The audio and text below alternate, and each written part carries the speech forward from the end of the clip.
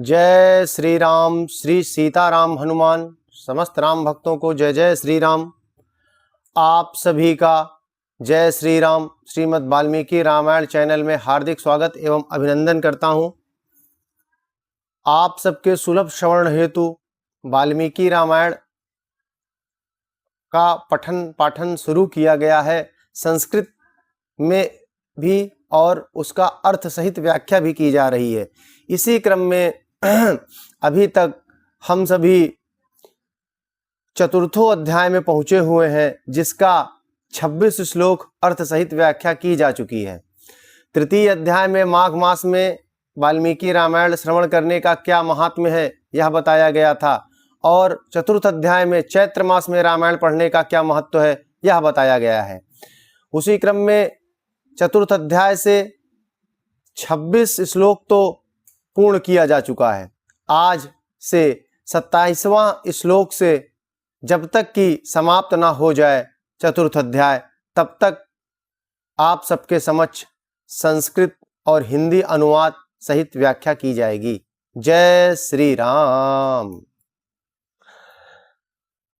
यावदर्पयति द्रव्यं तावद् भवति बान्धवः, अर्जितं तु धनं सर्वे भुजन्ते बान्धवा सदा। दुःखमेकतमो मूढस्तत्पाल फलमश्नुते। मनुष्य जब तक कमाकर धन देता है तभी तक लोग उसके भाई बंधु बने रहते हैं, और उसके कमाए हुए धन को सारे बंधु बांधव सदा भोगते रहते हैं। किंतु मूर्ख मनुष्य अपने किए हुए पाप के फलरूप दुख को अकेला ही भोगता है। इत ब्रुवाणं त्रमृषं विमृश्य भय विहला, कलिका प्रांजलि प्राह क्षमस्वेति पुनः पुनः। उतंग मुनि जब इस प्रकार कह रहे थे, तब उनकी बातों पर विचार करके कलिक नामक व्याध भय से व्याकुल हो उठा और हाथ जोड़कर बारंबार कहने लगा, प्रभो मेरे अपराध को क्षमा कीजिए।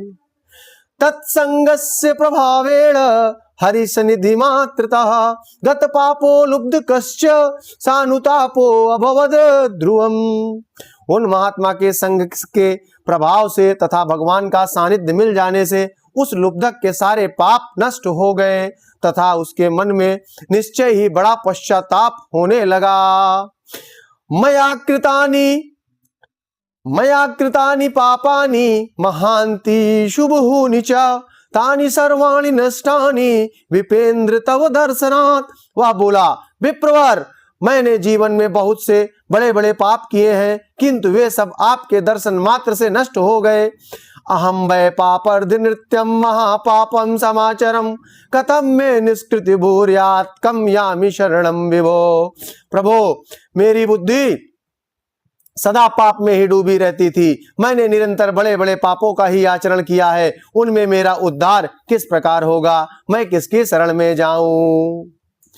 पूर्व जन्मार्जितैः पापैर्लुब्धकत्वमुपाप्तवान् अत्रापि पाप जलानि कृत्वा काम गतिमान्युयाम्।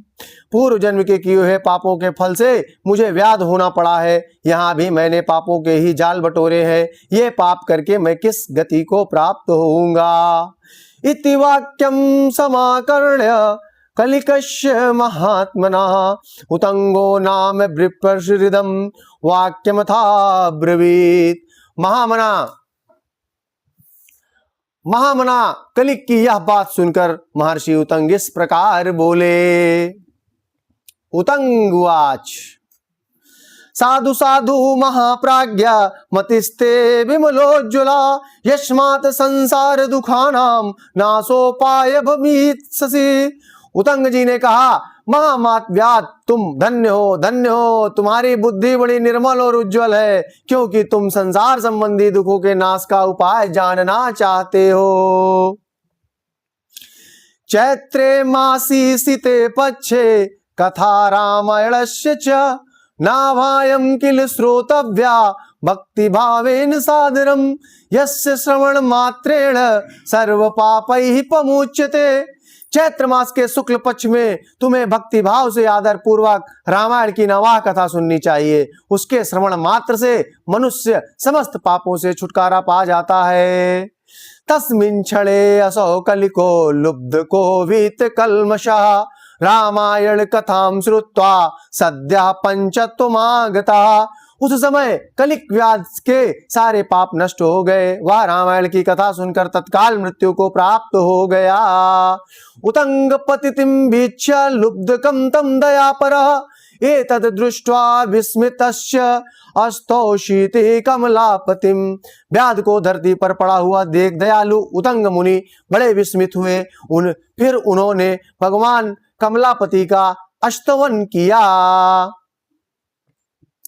कथाम रामायणस्यापि श्रुत्वा चावीत कल्मषः दिव्यं विमानमारुहा मुनिमेतद् तथा ब्रवीत। रामायण की कथा सुनकर निष्पाप हुआ व्याध दिव्य विमान पर आरूढ़ हो उदंग मुनि से इस प्रकार बोला। विमुक्त अस्तत्व प्रसादेन महापातक संकटात् तस्मान्न तो अश्मिते विद्यन यत् कृतम तत्क्षमस्व में। विद्वान, आपके प्रसाद से मैं महापातकों के संकटों से मुक्त हो गया, अतः मैं आपके चरणों में प्रणाम करता हूं। मैंने जो किया है मेरे उस अपराध को आप क्षमा कीजिए। सूत जी उवाच इत्युक्त्वा देव कुशुरमैर्मुनि श्रेष्ठं वारिवाकिरत् प्रदक्षिणात्रयं कृत्वा नमस्कारं चकार। सूत जी कहते हैं, ऐसा कहकर कलिक ने मुनि श्रेष्ठ उतंग पर देव कुसुमों की वर्षा की और 3 बार उनकी परिक्रमा करके उन्हें बारंबार नमस्कार किया। बारंबार नमस्कार किया। ततो विमान मारुहा सर्व काम समन्वितम अप्सरो गण संकीर्णम प्रपेदे हरि मंदिरम। तत्पश्चात अप्सराओं से भरे हुए संपूर्ण मनोवांछित भोगों से संपन्न विमान पर आरूढ़ हो वह श्री हरि के परम धाम में जा पहुंचा। तस्मात् शृणुध्वं विपेन्द्राः कथां रामायणस्य च चैत्रे मासी सिते पक्षे श्रोतव्यं च प्रयत्नतः नावाया किल रामस्य रामायण कथामृतम।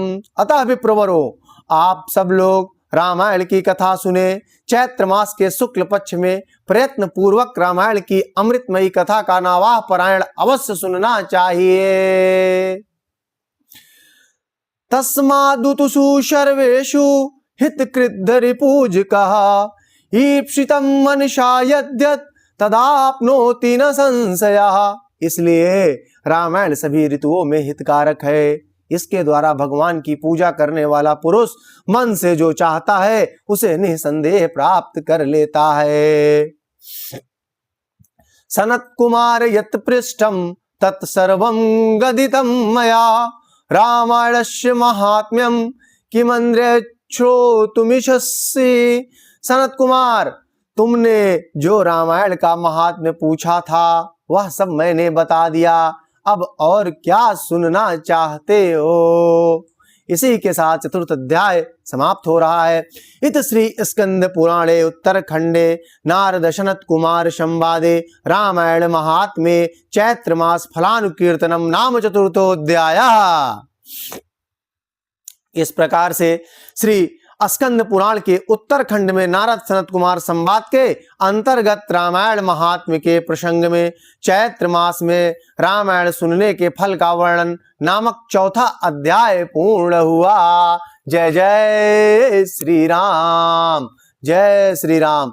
इसी के साथ चतुर्थ अध्याय आज संपूर्ण हुआ है। अब हम सभी पंचमों अध्याय, कल पंचम अध्याय का अध्ययन किया जाएगा आप सबके सुलभ श्रवण हेतु।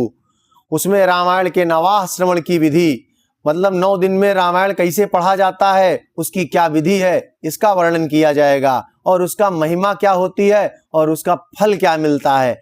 इसका वर्णन 5वें अध्याय में किया जाएगा। श्रीमद् वाल्मीकि रामायण में सर्वप्रथम वाल्मीकि रामायण महात्म्य अभी चल रहा है। वाल्मीकि रामायण महात्म्य सिर्फ 5 अध्याय हैं, जिसमें से चतुर्थ अध्याय पूर्ण हो चुका है। 5वां अध्याय कल से प्रारंभ होगा और उसके तत्पश्चात ही श्रीमद् वाल्मीकि रामायणम बालकांड का प्रथम सर्ग आप सबके सुलभ श्रवण हेतु प्रस्तुत किया जाएगा। इसी के साथ जय जय श्री राम।